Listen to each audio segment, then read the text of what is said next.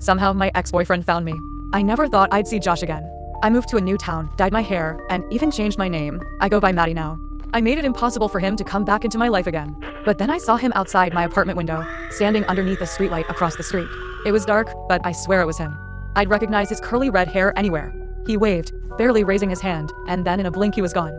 I didn't see where he went, but I instinctively went to double check that my doors were locked. I needed a drink, so I tried to open a bottle of wine, but my hands were shaking so badly I couldn't get the corkscrew in. I wanted to throw the bottle at the wall. Instead, I collapsed and fought back sobs. Dating Josh was like flipping a coin. Heads, and he was the sweetest man I ever met. Kind, compassionate, everything I wanted and more. Tails, and he beat me so bad I was lucky if I could walk the next day. I stayed with him because I thought I could beat the odds, but keep flipping a coin and sooner or later it's gonna come up tails.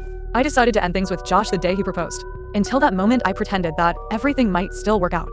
But when he asked if I wanted to spend the rest of my life with him, I knew my luck would run out eventually. I knew it was either him or me.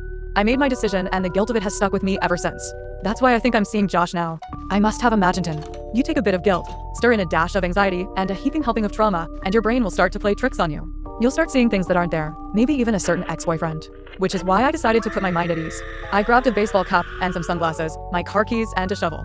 Then I made the long drive back to my hometown, back to where I left this all behind. I drove all the way out to the cabin on the lake where Josh proposed. I found the oak tree that I carved an X into and started digging.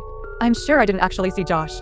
I couldn't have. He's right where I left him, buried in a makeshift coffin. But my mind is afraid I made a mistake.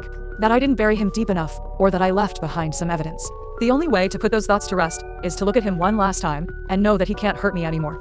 Thump, thump, thump. I hit wood, took a deep breath, and threw open the lid. Oh dear God, I whimpered. The coffin was empty.